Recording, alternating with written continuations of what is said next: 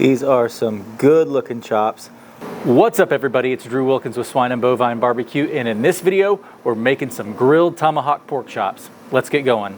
First thing we need to do is make our brine. I'm going to start with 2 cups of water, then we're going to go in with 1 cup of brown sugar, then 2 tablespoons of Diamond Crystal kosher salt. Now go with your tiny whisk, just get this all mixed up till it's nice and dissolved. These are some absolutely beautiful tomahawk pork chops. I picked these up at Central Market here locally in Dallas. Wild Fork sells some really good thick cut Berkshire pork chops. They're not tomahawks like this, but they've got a good bone on them.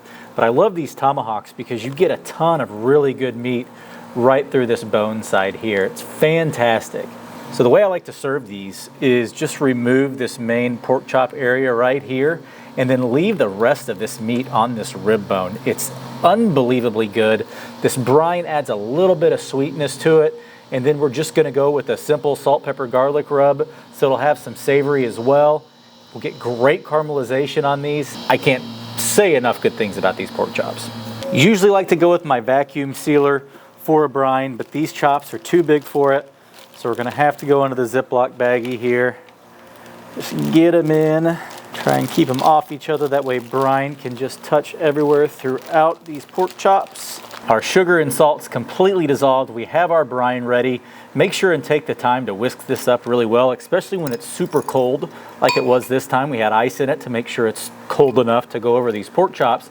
Make sure and take the time to whisk it appropriately. It still takes less time than boiling up and cooling it down, but 2.5, 3 minutes, something like that's all it took to get everything to dissolve. So I'm just gonna pour this right over our chops. Down as much air out as possible. The way I do that is, you can see when the liquid's kind of getting close to this, so just push it down.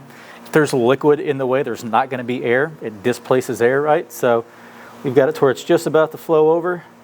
Close it off. A little bit fell out, not a big deal. There we go. We're going to brine these chops for probably about 3 hours. We'll flip them over halfway through, and then they'll be ready to season, put in the grill. For now, they're going in the fridge.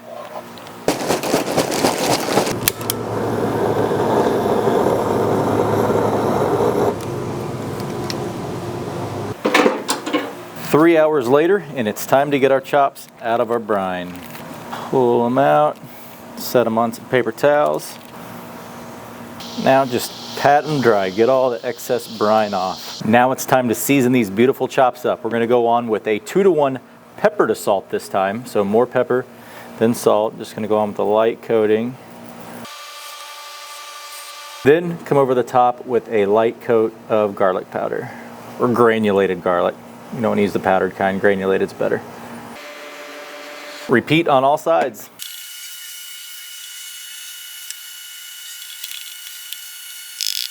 These are looking fantastic. Let's get them on the grill.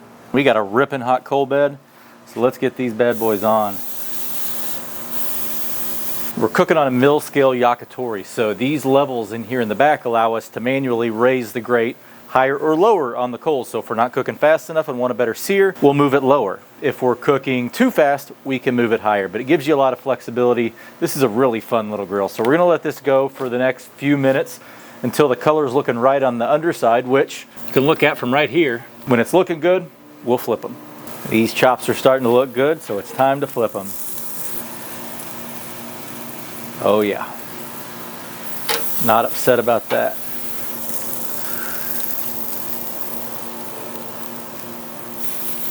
I'm gonna let these keep cooking till they get around 130, 135-ish. We'll sear off this fat cap on each side, pull them and eat. Also gonna move this grate down a decent amount since we're cooking pretty quick now. All right, this back one's getting pretty close, so we're gonna flip it on its side, sear up this fat. This bad boy is done. Big boy is getting close to done as well, so let's sear up the fat. Chops done, moving it to the board. These are some good looking chops. We're gonna take them inside, rest them for a bit. Once they start cooling off and are not rising in temperature and are 140 or below, we'll slice in. Pork chops are looking fantastic. The little guy's gonna go over here we're gonna cut into this big boy. So you've got this bone. I like to eat it off the bone, so we're gonna cut the chop like this, just right along the bone.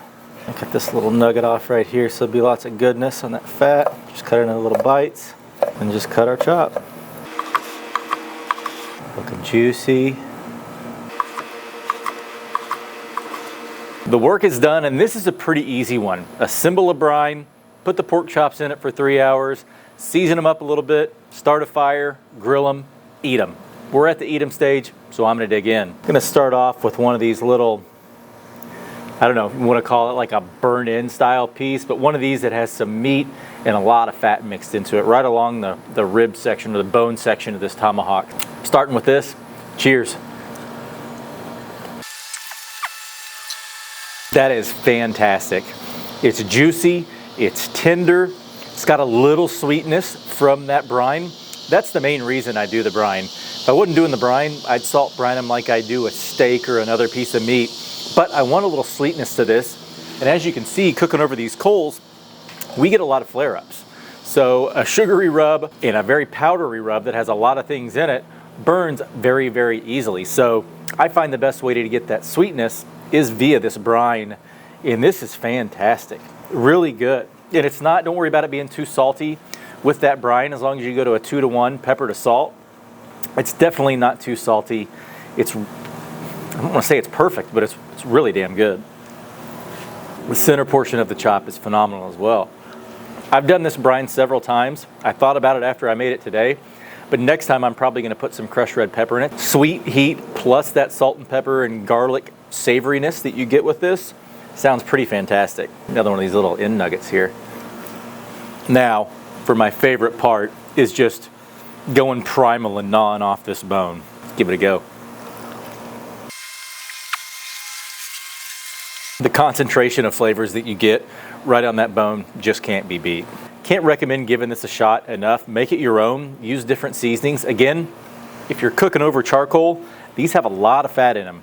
Don't go with the super sugary rub, because you're gonna get flare-ups and it's gonna burn very, very easily. I've made that mistake in the past. So keep the rub simple, make the brine whatever you want it to be, have some fun with it, because this is really good. I think you'll enjoy it. But if you like this video, please give it a thumbs up. If you wanna see more videos like this, please hit that subscribe button. If you have any suggestions on how you would change this brine up or what you wanna see me cook next, please leave it in the comments below.